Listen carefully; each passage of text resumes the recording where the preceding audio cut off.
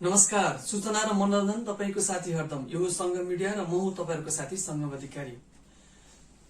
अतिथिहरुसँग अन्तर्वार्ता प्रस्तुत गर्ने क्रममा आज म नुवाकोट जिल्लामा आइपुगेको छु।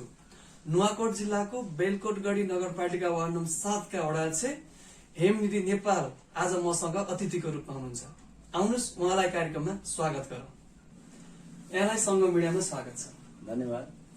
हजुर चाहिँ नेपाली कांग्रेसको तर्फबाट बेलकोटगढी वार्ड नम्बर 7 को चाहिँ वडा अध्यक्षमा विजय हुनुभयो हैन? हजुर यहाँको चाहिँ मैले सर्वप्रथम बाल्यकालको बारेमा जान्ने चाहे। यहाँको बाल्यकाल कस्तो थियो? बाल्यकालदेखि यहाँले अध्ययन कहाँसम्म गर्नुभयो यस विषयमा जानकारी गराइदिनुहोस् न। धन्यवाद।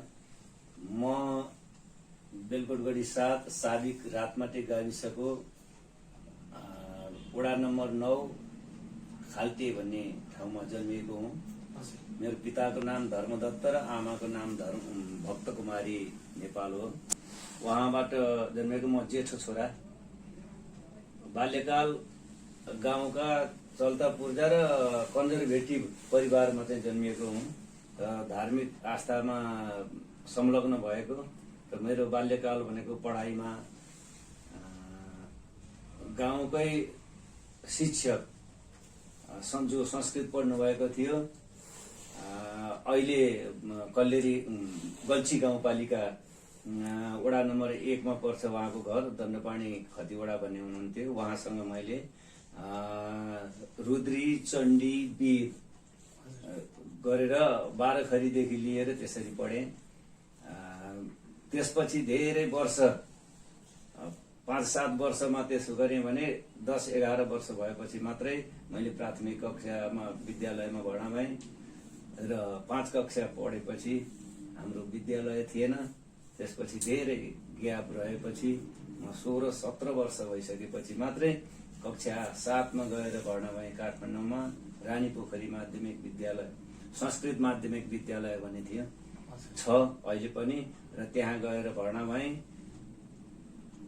8 कक्षामा म त्यो विद्यालयको चाहिँ नि प्रथम विद्यालयभरिमै सबैभन्दा बढी नम्बर लिएर आउने भएर पास गरेँ र त्यसपछि मैले 9-10 त्यहीँ पढेँ। संस्कृत छात्रावास, तीनधारा संस्कृत छात्रावास भन्ने थियो त्यो बेलामा, र त्यहाँ मैले छात्रवृत्ति पाएर त्यहीँ बसेर खाना खाएर चाहिँ पढ्ने काम गरेँ।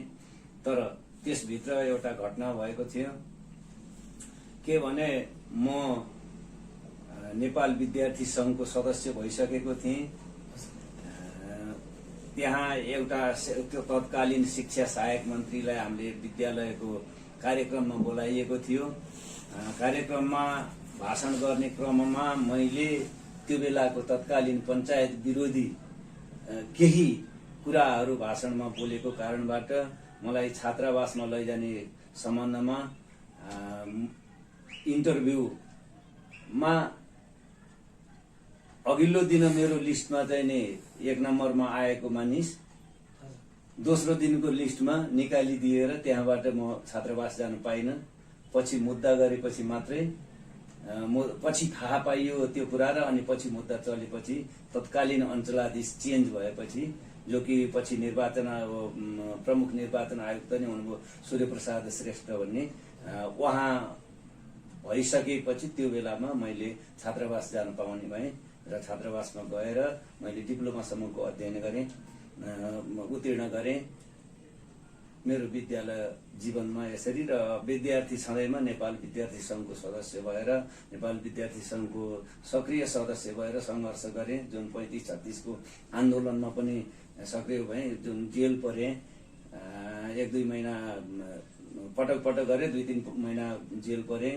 त्यसै गरी आएको थियो र पछि उतार चढाव हुँदै जाँदा कहिले नेपाल सरकारको जागिर, कहिले बोर्डिङ स्कुलमा, कहिले सरकारी स्कुलमा गएर अन्तिममा गएर चाहिँ मैले 2055 सालबाट चाहिँ शिक्षक भएर एउटा संस्थापित संस्कृत क्षेत्रको भएको हुनाले नुवाकोट जिल्लामा एउटा पहिलो पटक स्थापना भएको शहीद जगत प्रकाश जङ शाह संस्कृत माध्यमिक विद्यालयमा संस्थापक हेडमास्टरको रूपमा 17 वर्ष अध्यापन गरिसकेपछि अनि त्यहाँबाट छोडेर आएँ र अहिले नेपाली कांग्रेसको तर्फबाट बेलकोटगढी नगरपालिकामा निर्वाचित भएर वडा अध्यक्ष भएर बसेको छु।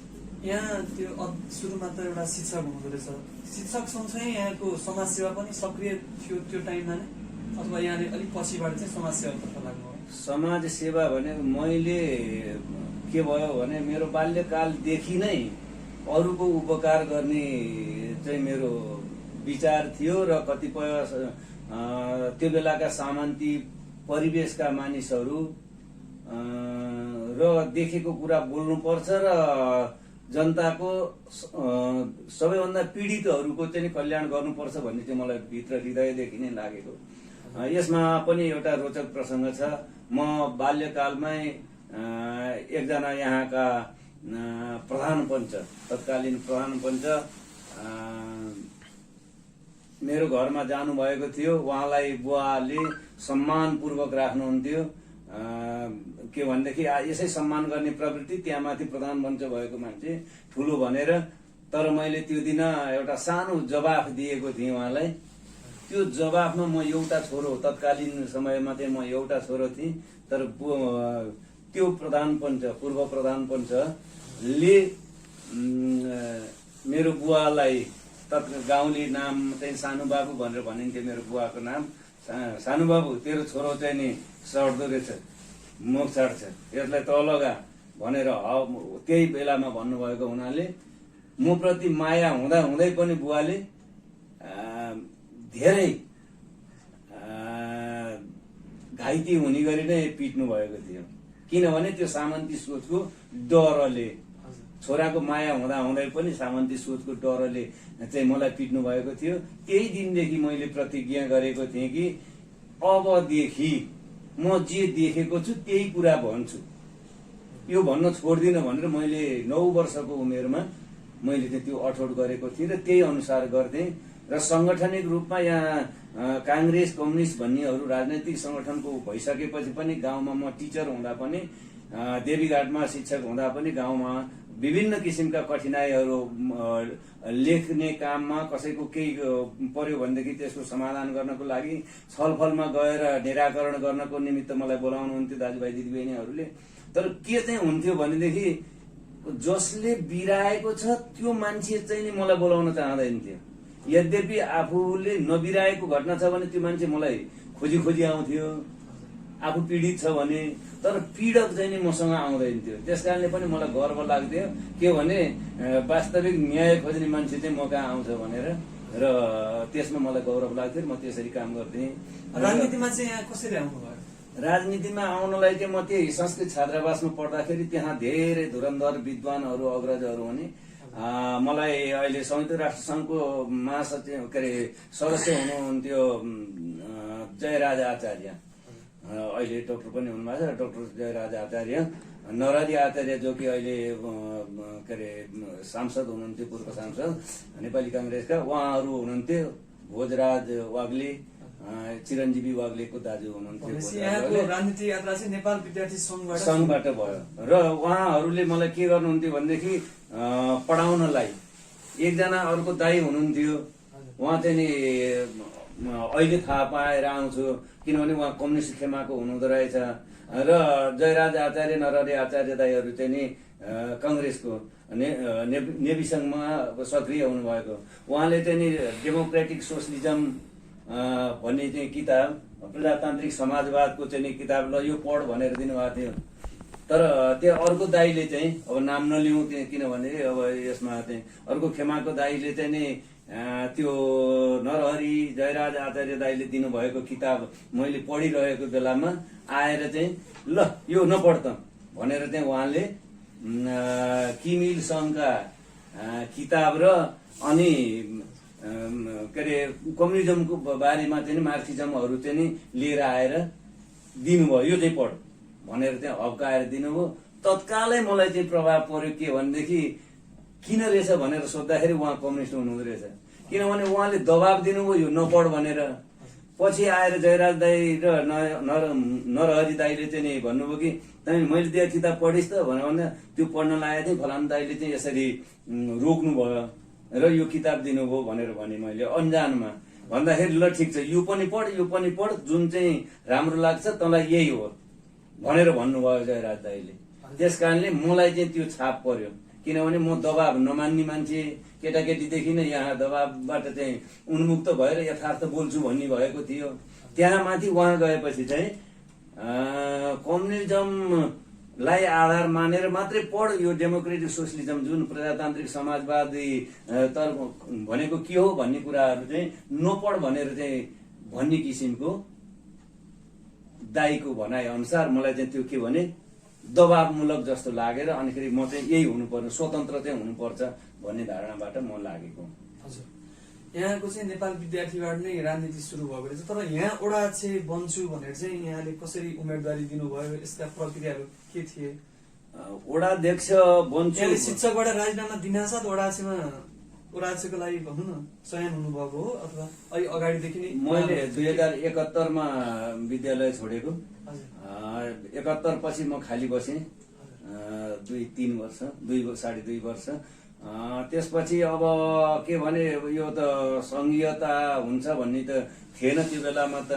गाउँ विकास समिति हुँदा पार्टी सभापति पनि म नेपाली कांग्रेसको राजमाटी गाउँ विकास समिति, यो सिङ्गो गाविस हो, यो अहिलेको वडा पनि, म वडा कमिटीको पनि अध्यक्ष हुँ र पार्टीमा पनि म निर्वाचन भएरै आएको र विजयी भएकै हुँ।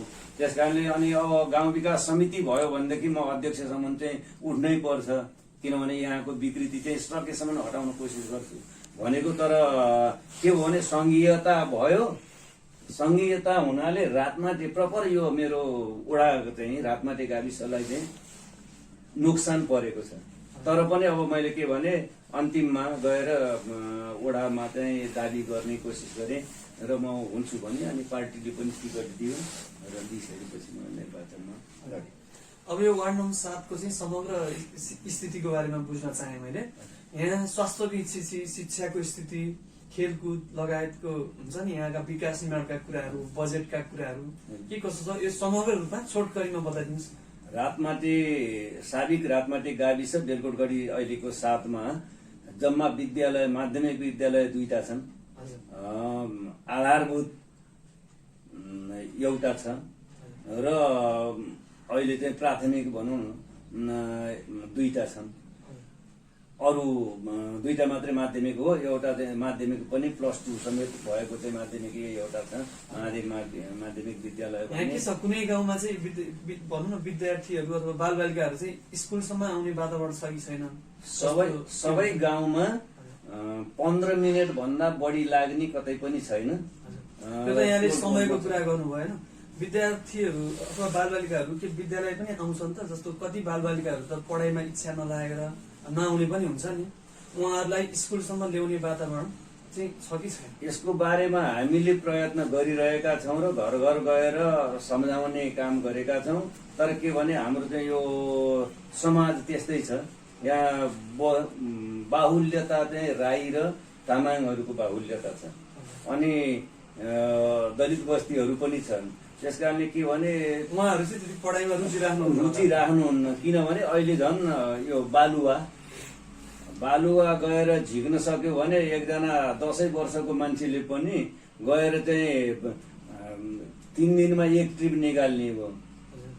3 दिनमा एक ट्रिप निकाल्दाखेरि 8-9 हजार रुपियाँ चाहिँ कमाउने भयो। हजुर, त्यो त बालबालिकालाई त फेरि यसरी मजदुरी लाउन पाइँदैन। तपाईँले के गर्नु भएको छ? पहल त गर्नु भएको छ।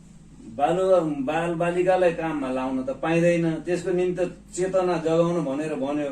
बाउले नै आफैले लिएर जान्छ, अभिभावकले नै, अर्काले लगाउने होइन, आफ्नै परिवारभित्र चाहिँ लिएर गएर लगाउने छ। यो हुँदैन। विद्यालय ओडाले के पहल चालेको छ? हामीले घर घरमा गएर बालबालिकालाई परिश्रममा लगाइयो भने दण्डको भागी हुनेछ, यो गर्नु हुँदैन, तपाईँहरू विद्यालय पठाउनुहोस् भनेर हामीले घर घरमा गएर नि भनेका छौँ।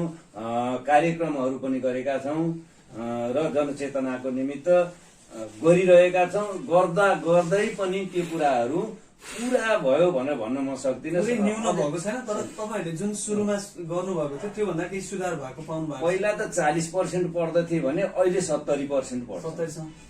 अब यहाँ वडा चाहिँ भइरहँदाखेरि अहिले वर्तमान राजनीति अवस्था बारेमा त म केही छिनपछि आउँछु। अझै यहाँको टाइम 2 वर्ष छ वडा चाहिँ हुनलाई होइन। यहाँको कार्यकालभरिमा के छ? यहाँ 100% चाहिँ बालबालिकाहरू विद्यालय जाने वातावरण यहाँले बनाउन सक्नुहुन्छ? मैले चाहिँ बोल्दाखेरि चाहिँ बोलेको कुरा पुग्नुपर्छ भन्ने पक्षमा छु। 100% भनेको मैले कहीँ पनि देखेको छैन। त्यस कारणले 90% पुर्याउन सक्छु, 90 देखि 95% पुर्याउन सक्छु भन्ने चाहिँ मलाई आशा छ। अब स्वास्थ्यको कुराहरू, स्वास्थ्य मानिसको लागि एकदमै अत्यावश्यक कुरा हो होइन, यो मान्छेको मौलिक हकमा पनि पर्दछ। स्वास्थ्यको स्थिति कस्तो छ यहाँ? स्वास्थ्यको बिरामीहरू स्वास्थ्य चौकी जानलाई कतिको छ, सुविधा कस्तो छ त्यहाँ स्वास्थ्य चौकीहरूमा भनौँ न सेवा सुविधाहरू? अब यहाँहरूलाई मैले निवेदन गर्नै पर्छ, यहाँको यो मिडियाबाट मैले भन्नै पर्छ कि के भने स्वास्थ्यको सम्बन्धमा हाम्रो यस वडा समग्र रूपबाट वञ्चित हुनु परेको चाहिँ छैन। तर जसरी हामी गाउँ विकास समिति हुँदाखेरि यो स्वास्थ्य चौकीले, यस वडामा रहेको स्वास्थ्य चौकीले जति सेवा प्रदान गर्ने गरेको थियो, नेपाल सरकारको भनौँ न स्वास्थ्य जिल्ला स्वास्थ्य शाखाबाट समग्र रूपमा आवश्यक नेपाल सरकारले दिने पैसा खर्च दिएर औषधि उपचार पुर्याउँथ्यो भने अहिले हाम्रो नगरपालिका भइसकेपछि नगरपालिका 6वटा गाउँ विकास समिति मिलेर यो 13वटाको नगरपालिका बनेको छ। त्यो नगरपालिका भइसकेपछि गाउँ विकास समिति हुँदाखेरिको सुविधा भने अलिक कम भएको छ। स्वास्थ्य चौकीमा औषधिहरू समग्र रूपमा त्यसरी प्राप्य हुन अलिक कठिन भएको छ। हाम्रो भौगोलिक दृष्टिकोणले पनि कतिपय कुराहरू के छ भने यहाँबाट 13 किलोमिटर पर्छ गाउँ नगरपालिकाको कार्यपालिका अफिस। तर अब जनस्वास्थ्य हुँदाखेरि चाहिँ हो भने 13 किलोमिटरै हो भने त सधैँ वर्षा हिउँ सबैमा चाहिँ चल्ने अवस्था थियो भने अहिले हाम्रो नगरपालिका बर्खा लागेपछि हिँडडुल गर्न आउन जान कठिन छ भौगोलिक दृष्टिकोणले। त्यस कारणले पनि हामी औषधि उपचारमा कतिपय दिन चाहिँ नि अभाव झेल्नु परेको छ। तर हामीले त्यही स्वास्थ्य चौकीको पैसा व्यवस्थापन समितिको अध्यक्ष पनि म भएको कारणबाट त्यहीको पैसा निकालेर भए पनि त्यही अभावको समयमा हामीले खरिद गरेर आपूर्ति चाहिँ गरिरहेका छौँ। हजुर, यहाँ विकास निर्माणको अवस्था कस्तो छ? यहाँ वडा अध्यक्ष भइसकेपछि विकास निर्माणका कामहरू, केही मुख्य प्रमुख कामहरू के भयो? छोटकरीमा बताइदिनुहोस्। विकास निर्माणका कामहरू भनेको मैले मेरो कार्यकालमा उल्लेखनीय त्यस्ता कार्यहरू भन्दा थोरै मात्रै। यो हाम्रो सदरमुकाम जाने नगरपालिकाको सदरमुकाम जाने 4वटा बाटा छन्। ती बाटाहरूलाई डिपिआर गरेर ग्राभेल गराउनको लागि चाहिँ नि भर्खर काम भएको छ, एउटा उल्लेखनीय काम। र अर्को चाहिँ के भने हामी पानी पहाडको गाउँ भइकन पनि पानीको अभाव छ। सिंचाईको निमित्त 2टा सिंचाई चाहिँ पूरा गरेको छु र त्यो सिंचाईले गर्दाखेरि हाम्रो किसानहरूलाई प्रत्यक्ष फाइदा पुगेको छ, जसले गर्दा करिब 150 हेक्टर जग्गालाई चाहिँ त्यो सिंचाई हुने भएको छ। महत्त्वपूर्ण काम भनेको चाहिँ मैले गरेको मात्रै। यहाँ वार्षिक रूपमा चाहिँ बजेट कति आउँछ नगरपालिकाबाट? त्यसलाई यहाँहरूले कसरी भनौँ न सञ्चालन गर्नुहुन्छ? बजेटलाई कसरी परिचालन गर्नुहुन्छ? बजेटकै बारेमा पनि यहाँसँग चाहिँ फेरि भन्नु नै पर्छ कि के भने गाउँ विकास समिति भएको बेलामा भन्दा हामी घाटामा छौँ। किनभने पहिला यो विकसित यो नगरपालिकाको सबैभन्दा विकसित वडा भनेको यो हो र यसकारणले यहाँ मालपोतबाट आउने कर, जिल्ला विकास समितिबाट आउने कर, स्थानीय खानीबाट चाहिँ आउने करहरू चाहिँ हामीलाई आउँदाखेरि राजस्व बढी हुन्थ्यो। 90-95 लाख रुपियाँ चाहिँ वार्षिक चलाउँथ्यौँ हामीले। तर अहिले 13वटा वडा भएपछि, नगरपालिका भएपछि यस वडामा जम्मा अहिलेको वर्षको बजेट भनेको 40 लाख रुपियाँ छ भने अरू वडाहरू 40 लाख 50 लाख रुपियाँ पाउँथे गाउँ विकास समिति हुँदा। उनीहरूको चाहिँ गाउँ विकास समिति फुटेर 2-3टा भयो, उनीहरूको बढ्यो। तर मेरो चाहिँ सिङ्गो गाविस भएको हुनाले पहिला 90 लाख पाउँथेँ भने दामासाहीमा पाउने पैसाले भनेको घटेर आयो। त्यसकारणले अहिले नगरपालिका भएपछि यो गाउँ विकास समिति यो वडामा बजेट कम भएको छ र काम गर्नलाई पनि पहिलेको जति अवस्था छैन आर्थिक अवस्थाले गर्दा। भनेपछि समग्र रूपमा हरेक कुरामा चाहिँ यहाँहरू जब नगरपालिका अहिले बसेपछि चाहिँ झन् अझ पहिलाभन्दा अझ घाटाको स्थितिमा हुनुहुन्छ। नगरपालिका भएपछि सबै किसिमको क्षेत्रमा चाहिँ घाटा भएको छ। त्यहाँ माथि पनि अब रोचक भनौँ आफ्नै वास्तविकता भनौँ 13वटा वडामा जम्मा मात्र म एउटा पार्टीको चाहिँ छु। म नेपाली कांग्रेसबाट निर्वाचित छु तर एक मात्र वडा अध्यक्ष हुँ। त्यसकारणले त्यसमा पनि कता कता हँसियाले आफूपट्टि तान्छ भने चाहिँ मपट्टि चाहिँ नै तानिने भने समग्र भागभण्डाको भन्दा बाहेकको एक्स्ट्रा रकम चाहिँ मका बिरलै आउँछ। त्यसकारणले पनि विकास निर्माणमा पहिलेको गतिमा पहिलेको बजेट र अहिलेको मेरो क्रियाकलाप हाम्रो यो टिम थियो भने धेरै काम गर्न सकिन्थ्यो तर आर्थिक अभावले गर्दा त्यति गर्न सकिएको छैन। हजुर, खेलकुदको लागि चाहिँ यहाँबाट चाहिँ भइसकेपछि केही भनौँ खेलकुद मैदानहरू बनाउने अथवा केही त्यस्तो कामहरू भएका छन्? हजुर, खेलकुद मैदानको निमित्त चाहिँ मैले 2टा साबिक यसै गाविसको साबिक रातमाटी भन्ने ठाउँमा 9 नम्बर वडा र साबिकको अहिलेको 1 नम्बर वडा यी 2 ठाउँमा चाहिँ खेलकुद ग्राउन्ड विशेष गरी भलिबल ग्राउन्ड रातमाटी गाविस अन्तर्गत साबिकको रातमाटी गाविसको 9 नम्बर वडा र 1 नम्बर वडामा 2टा भलिबल होइन फुटबल समेतको ग्राउन्ड हामीले निर्माण गरेका छौँ। जसमा हामीले नगर स्तरीय खेलकुद प्रतियोगिता पनि फुटबल खेल पनि मैले गराएँ प्रतिस्पर्धात्मक रूपबाट र हाम्रै यसै वडाको आयोजनामा र 2टा खेलकुद ग्राउन्ड हामीले बनाएका छौँ र अहिलेको वर्ष पनि त्यसलाई अझ सुधारको निमित्त चाहिँ बजेट राखेको छु। हजुर, यहाँको कृषिमा अलिकति पहिला त हामीले चर्चा गऱ्यौँ, अझ कृषिमा अलिक गइरहेका छौँ। सबै यहाँका जनताहरूले चाहिँ कृषि गरेर कृषिको निर्भर भएर खान पुग्छ अथवा केही बाहिरी कामहरू पनि गर्नुपर्ने छ के छ? यस वडाका किसानको निमित्त कृषि योग्य भूमि छ, हाम्रो उर्वरा भूमि छ र यहाँका नागरिकहरूले कृषि उपजबाट यो वडामा उत्पादन भएकाले अर्को वडा पनि पाल्न सक्ने अवस्था छ गाउँको। तर यहाँ के भयो भने अब अहिले चाहिँ दुःख लाग्दो कुरा विकास भएन भनौँ भने भयो। अहिले एमसिए नेपालले चाहिँ नि 400 रोपनी जग्गा खेती योग्य जग्गा अधिग्रहण गर्न लागेको छ। त्यसकारणले गर्दाखेरि त्यो ज्यादै उर्वरा भूमि हो। त्यसरी गर्दा र अनिखेरि सडकको एरियामा भएको हुनाले सबै बस्ती विकास भयो। डाँडा काँडाबाट अरू वडाबाट अरू गाविसबाट आएर चाहिँ यहाँ बस्ती विकास हुन लाग्यो र खेती योग्य जग्गा घडेरीमा जान लाग्यो र अनि उद्योग कल कारखानाहरू पनि बढ्दै जान लागे। त्यसकारणले गर्दा खेती योग्य जमिन अहिले घट्दै गएको छ। खेती गरेर चाहिँ यहाँका नागरिकहरूले नुवाकोट जिल्लाका केही भागलाई चाहिँ तरकारी खेती गरेर पनि पुर्याएका थिए र पुग्थ्यो पनि। हजुर, 13वटा वडामा यहाँ एक्लो नेपाली कांग्रेसको तर्फबाट प्रतिनिधित्व गरेर वडा अध्यक्ष भइरहँदाखेरि गाउँपालिका नगरपालिका प्रमुख र अन्य वडा अध्यक्षहरूले चाहिँ कतिको दबाव सहनु पर्छ? यहाँ औपचारिक रूपमा भन्नुपर्छ कि औपचारिक रूपमा उहाँहरूले मलाई दबाब दिनुहुन्न।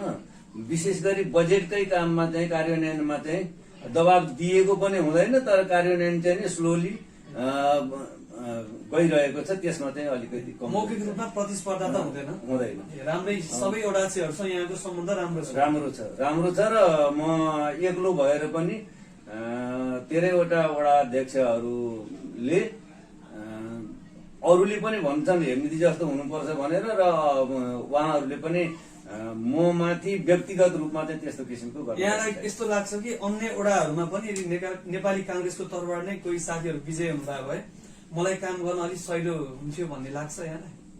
अहिलेको जस्तो एकपक्ष रूपबाट आर्थिक सम्बन्धित वडामा अरू वडामा मात्रै जसरी गएको छ अलिकति एक्स्ट्रा पैसा चाहिँ हामी कहाँ पनि आउँथ्यो र काम गर्न सकिन्थ्यो कि भन्ने चाहिँ लाग्छ। हजुर, नगरपालिका यदि प्रमुख नभए पनि अन्य वडा चाहिँ साथीहरू भयो भए यहाँलाई सहिलो हुन्थ्यो भन्ने यहाँलाई लाग्छ? हजुर। अन्य केही छ ओडाको बारेमा समग्र स्थितिमा यहाँले केही गर्नुभएका अथवा अहिले गर्न लाग्नुभएका केही प्रमुख योजनाहरू छ? मैले अहिले गर्न लागेको भनेको चाहिँ यसलाई खानेपानीमा हामीलाई दुःख छ, त्यसकारणले अहिले एउटा खानेपानी चाहिँ लिफ्ट खानेपानी 50 लाखको योजनामा जो कि साबिकको 2-3टा वडालाई चाहिँ पुग्ने गरी चाहिँ गर्न लागेको छु। एउटा योजना परेको छ, त्यो गर्न लागेको छु।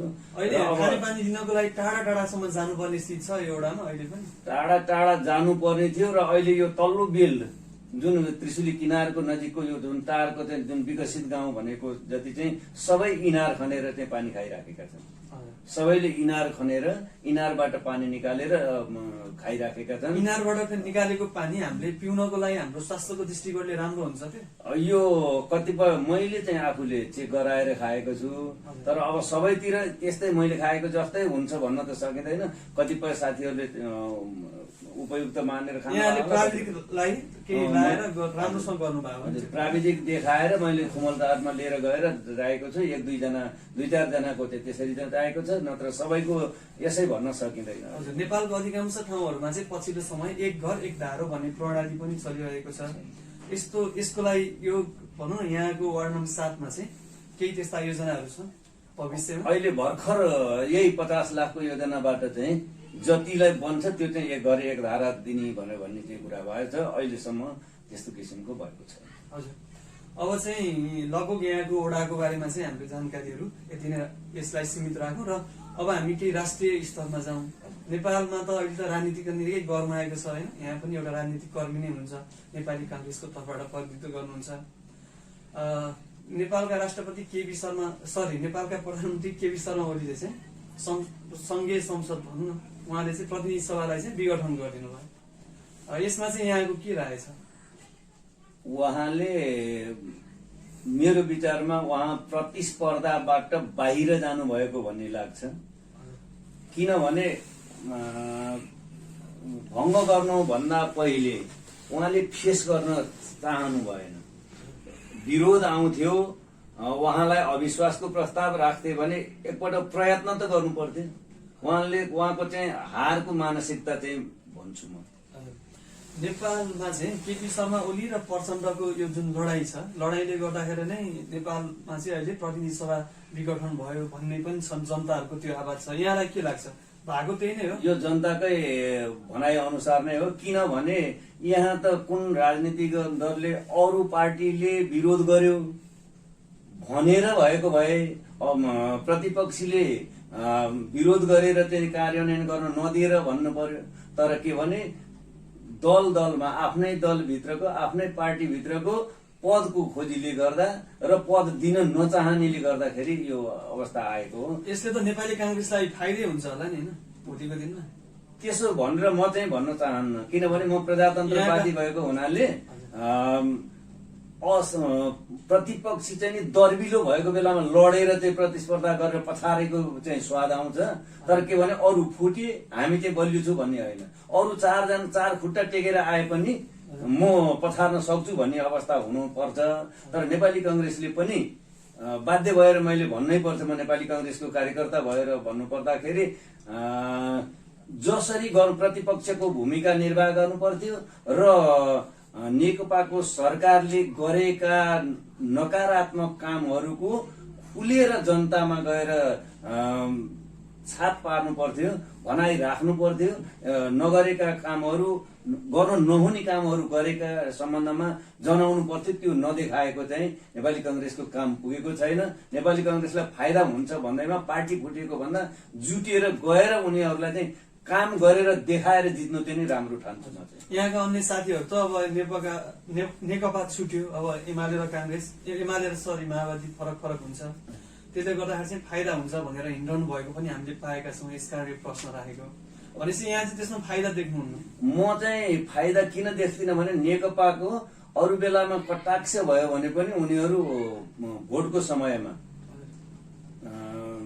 एक भएर लाग्नेछन् र यसको उदाहरण हामीले पहिला पनि देखेका थियौँ। किनभने नेकपा जुत्दाखेरि माओवादी र एमाले मिल्दैन, यिनीहरूले भोट दिँदैनन् भन्ने सबैले आकलन गरेका थिए, तर त्यो भएन।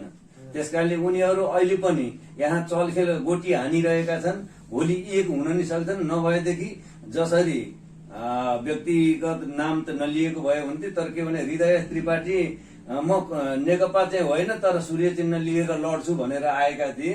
हो त्यस्तै गतिको हाम्रो मिलिया त छैन तर सूर्यलाई छाप लाउनु पर्छ भनेर नै आउन सक्छन्। त्यसकारणले नेपाली कांग्रेसले अरू फुटी हामी बलिया छौँ भनेर भन्ठान्नु हुँदैन, आफ्नो कार्य गर्नुपर्छ। हजुर, नेपाल सरकारले घोषणा गरे जस्तै वैशाख 17 र 27 गते चाहिँ निर्वाचन हुन्छ जस्तो लाग्छ हैन? मेरो सोचमा चाहिँ वैशाख 17 र 27 मा हुँदैन। अब के हुन्छ अगाडि राजनीतिक घटनाक्रम के होला जस्तो लाग्छ यहाँको विश्लेषणमा? मेरो सोचाइमा चाहिँ केपी ओलीले यहाँ एउटा भन्नै पर्ने कुरा चाहिँ के छ भने त्रिपक्षीय भनेको जस्तो छ। राष्ट्रपतिजीले त यसो गर म यसो गर्छु भनेर चाहिँ मन्त्री परिषदबाट चाहिँ लिएर गएको चिठीमा चाहिँ कलम उगारेर सही गर्नलाई चाहिँ तयार भएको जस्तो छ।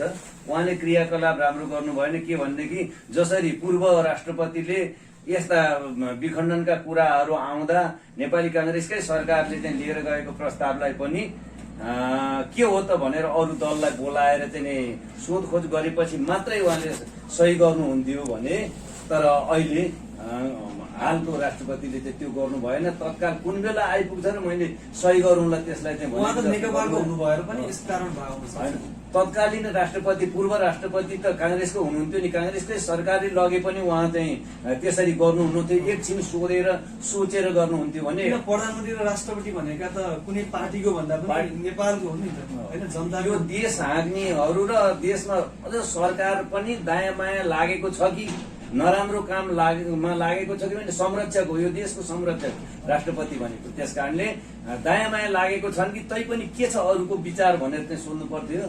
यो प्रजातान्त्रिक राज्यमा त्यो नभएर व्यक्तिगत रूपमा निजी स्वार्थ दुईजनाको सल्लाहले गरेको जस्तो भएको हुनाले अब यसको पनि परिणाम पनि अब के भने संसद फर्कन्छ कि भन्ने धारणा भएका कोही साथीहरू हुनुहुन्छ। तर मलाई चाहिँ के भने के लाग्छ संसद यो नियोजित भएको हुनाले फर्कँदैन।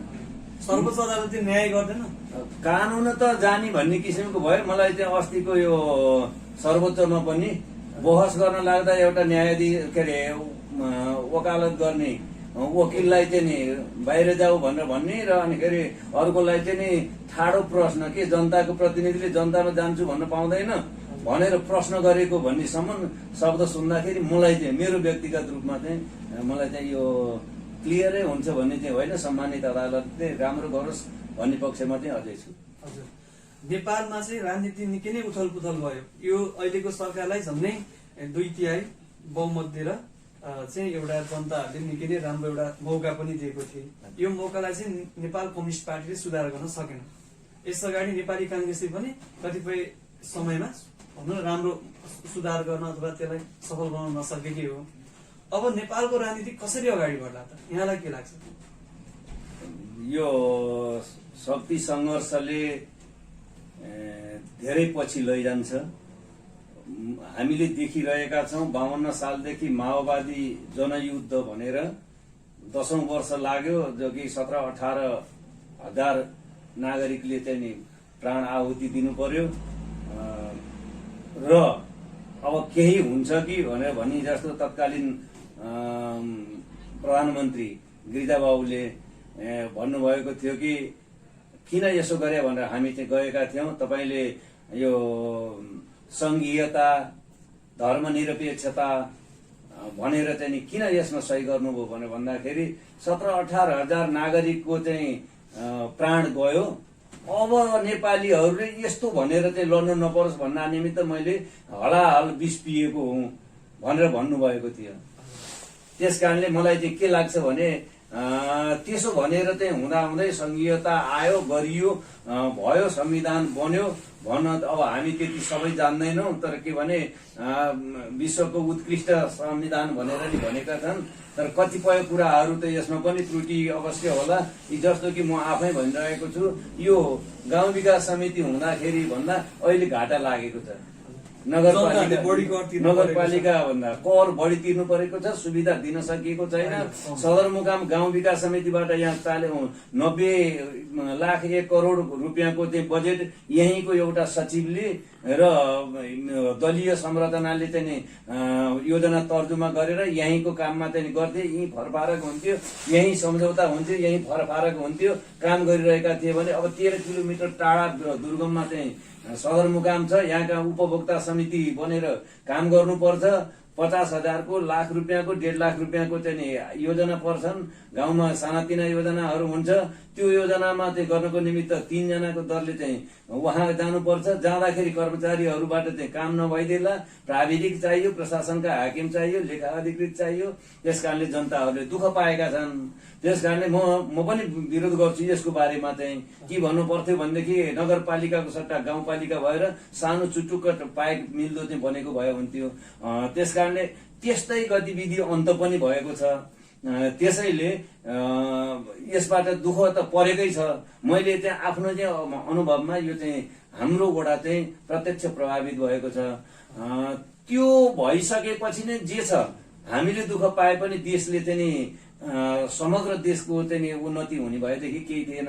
तर के भनेदेखि यो जस्तो कि प्रदेश भन्ने संघीयताबाट चाहिँ आएको यो प्रदेशको मैले चाहिँ यद्यपि म संविधान विरोधी त होइन, तर के भने प्रदेशले गर्दा हामी चाहिँ रुग्ण अवस्थामा पुगेका छौँ। त्यसकारणले त्यो लगानी, त्यो खर्च हामीलाई केन्द्रबाट जिल्लाले नै काम गरेको थियो, स्थानीय तहले चाहिँ हुन्थ्यो। प्रदेश चाहिँ एक्स्ट्रा खर्च हो। त्यसले गर्दाखेरि उही कर्मचारीलाई थन्क्याउने र राजनैतिक मान्छेलाई चाहिँ एउटा ठाउँ दिने मात्रै, स्पेस दिने मात्रै भएको छ। त्यसकारणले त्यो हो। र यसबाट हामीलाई नाफा भन्दा घाटा भएको छ। तैपनि अब अहिले चाहिँ अब देश के होला भनेर भन्ने सम्बन्धमा भन्ने हो भने अर्को 10 वर्ष चाहिँ पछि पुग्छ।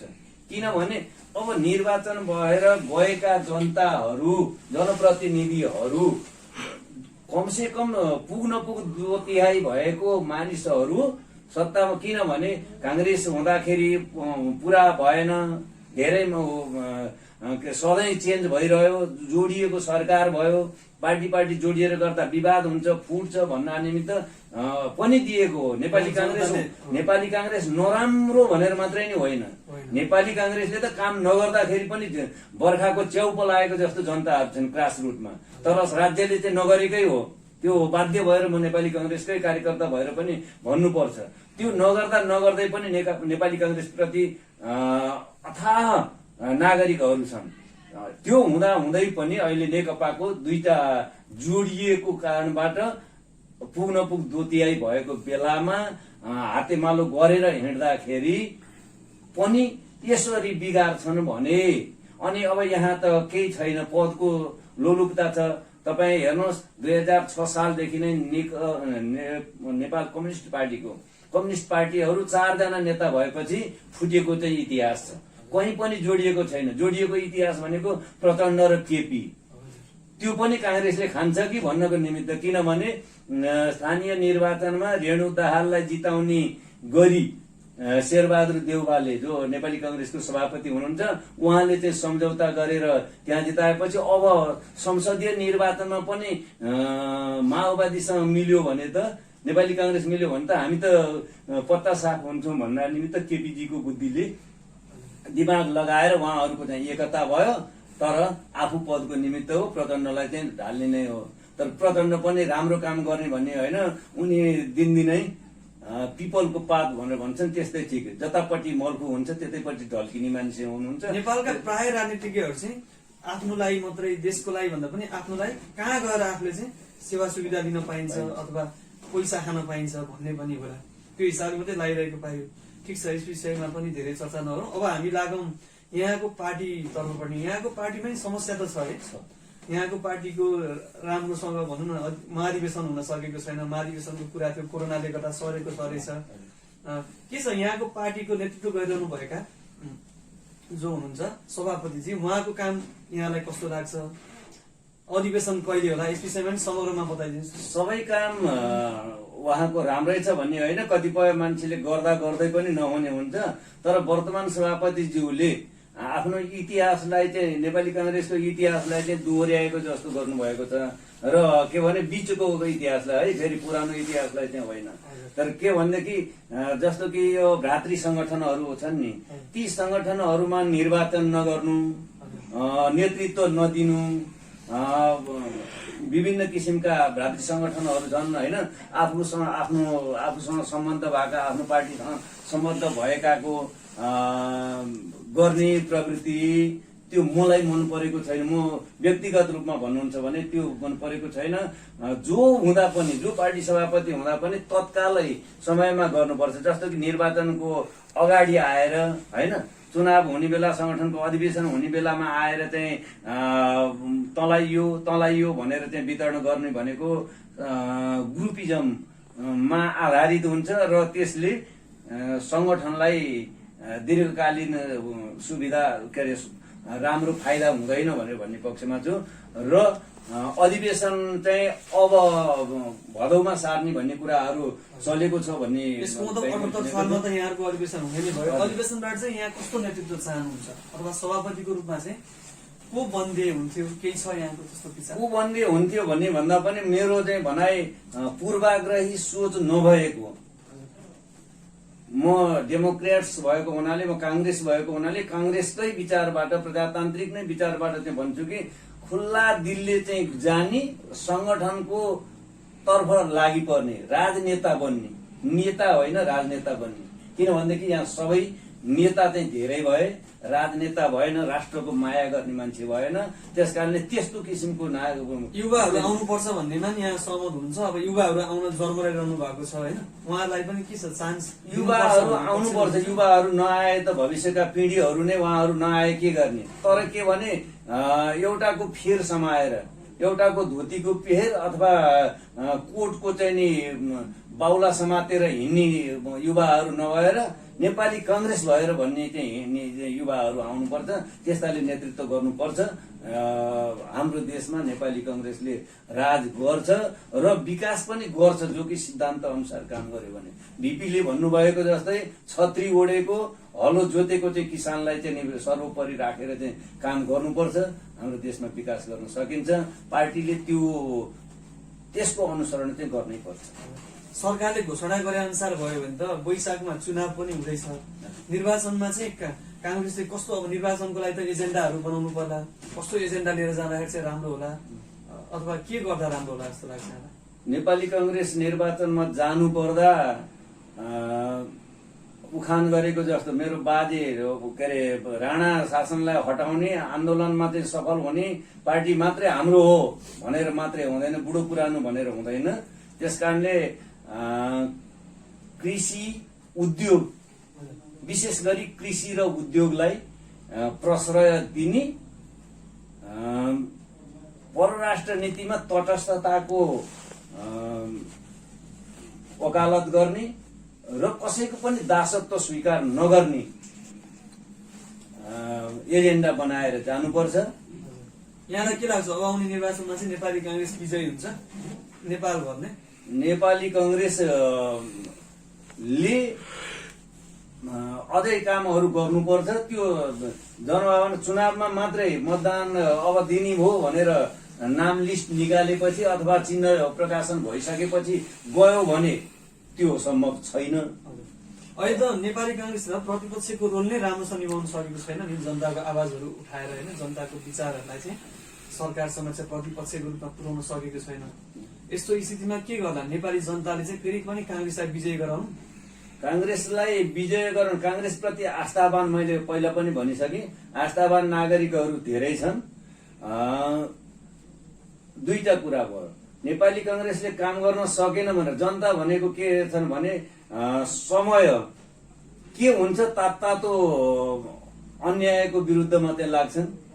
नेपाली काङ्ग्रेसले अन्याय गर्यो भनेर होइन, नेपाली काङ्ग्रेसले काम गर्न सकेन भनेर चाहिँ नेकपालाई दिएको, अब चाहिँ गर्छ के अरे, किनभने यसको नारा पनि राम्रो छ।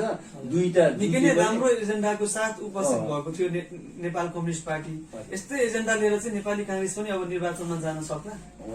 अरू सस्तो लोकप्रियताको नारा नभएर मैले भनेको जस्तै उद्योग, कृषि र रोजगारीलाई प्राथमिकता राखेर दासत्व स्वीकार नगर्ने शर्त राखेर चाहिँ नि नेपाली कांग्रेस गयो र बेलैमा गयो भने यद्यपि कुनै जादुगरी नै भएर चाहिँ वैशाखमा निर्वाचन भएछ भने पनि त्यसमा भिन्न सक्ने गरी अहिलेदेखि लागि परेर गयो, आफ्ना कार्यकर्ताहरूलाई सुसूचित बनाएर गयो भने नेपाली कांग्रेस अगाडि पर्छ। यहाँले भन्नुहुन्छ कि प्रतिनिधि सभा पनि फेरि फर्केर आउँदैन, प्रतिनिधि सभा नआएको स्थितिमा चुनाव त छिटै हुनु पर्ला नि, होइन निर्वाचन त? यो 2078 सालमा त जसरी नै होला नि त निर्वाचन। तर यो देशमा को इतिहासलाई हेर्दा 56 को निर्वाचन, संसदीय निर्वाचन भएपछि त्यत्तिकै थलिएर गएर 2064 सम्म पुग्यो। त्यो नहोला भन्न सक्दिनँ म त, किनभने अलिक कुटिलो हुनुहुन्छ अहिले वर्तमान प्रधानमन्त्री, उहाँले आफ्नो 5 वर्ष पूरा गर्न नि सक्नुहुन्छ। किनभने एउटा बहाना त भइराखेको छ। हेर्नुहोस्, कोभिडले चाहिँ नि अहिले सताइरहेको ठाउँमा कोभिड अब सेकेन्ड र थर्ड फेज पनि लागू भइरहेको छ भन्ने चाहिँ आइराखेको छ। यसैलाई न्यू बनाउन नि सजिलो हुन्छ। केपी ओली प्रधानमन्त्री पक्षका केही साथीहरू त, व्यक्तिहरूले त निर्वाचन त के छ र 2069 सालमा यसै पनि निर्वाचन हुनु नै थियो, 1 वर्ष अगाडि आएर 68 को वैशाखमा भयो। यसलाई त नेपाली कांग्रेस लगायत सम्पूर्ण देशवासीले नै खुसी मनाउनु पर्छ भनिरहनु भएको छ। यो कुरामा यहाँ सहमत हुनुहुन्छ? मलाई त त्यो खुसी छैन। 78 मा निर्वाचन हुनलाई खुसी छैन, किनभने नेपालको संविधानले दिएको 5 वर्ष यही सरकारले राम्रो काम गरेर चाहिँ चलाओस्, समय भएपछि मात्रै निर्वाचन होस्, इतिहासमा चाहिँ एउटा चिनो एउटा चाहिँ उदाहरण बनोस् भनेर भन्ने पक्षमा हो। तर के भने परिस्थितिले यसरी लिएर आइसकेपछि 2051 मा गिरिजाबाबुले गर्नुभएको थियो र निर्वाचन भएको थियो, 52 मा मनमोहन अधिकारीजीले चाहिँ नि पेश गर्नुभएको थियो, त्यो फेल भयो। तर त्यसै गरी अहिलेको पनि अहिलेको चाहिँ के भने फर्किन्छ भन्ने पक्षमा चाहिँ म किन छैन भने विधि सम्मत, न्याय सम्मत, संविधान अनुसार गर्ने हो भने त फर्कनु पर्ने, तर यो नियोजित भएको हुनाले फर्कँदैन भन्ने पक्षमा छु। र निर्वाचन भएर राम्रो भन्ने पक्षमा होइन।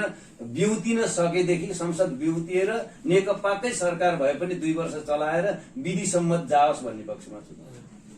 अब लगभग हामी कार्यक्रमको अन्त्यमा पनि आइपुगेका छौँ।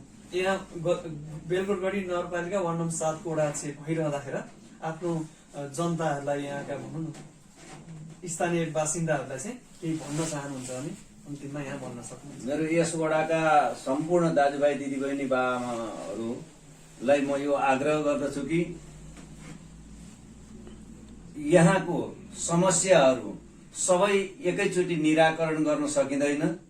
धैर्य गरेर विकासको निमित्त म नराम्रो बाटो हिँड्न खोज्ने भने मलाई सतर्क गराउन र आउँदा दिनहरूमा सल्लाह सुझाव दिएर आवश्यक कामहरू गर्नको निमित्त मलाई घचघच्याउनु हुनेछ र मेरा कमी कमजोरीहरूलाई यहाँहरूले र मेरा क्रियाकलापलाई चाहिँ मूल्याङ्कन गरेर मेरो यथार्थ मूल्याङ्कन मलाई गर्नुहुन्छ भन्ने आशा गर्दछु। हजुर, यहाँको व्यस्त समयको बावजुद पनि हामी यो बेलकोटगढी नगरपालिका वार्ड नम्बर 7 को चाहिँ वडा कार्यालयमा नै आएर यहाँसँग यसरी विशेष कुराकानी गर्न पायो, यसको लागि यहाँलाई धेरै धेरै धन्यवाद।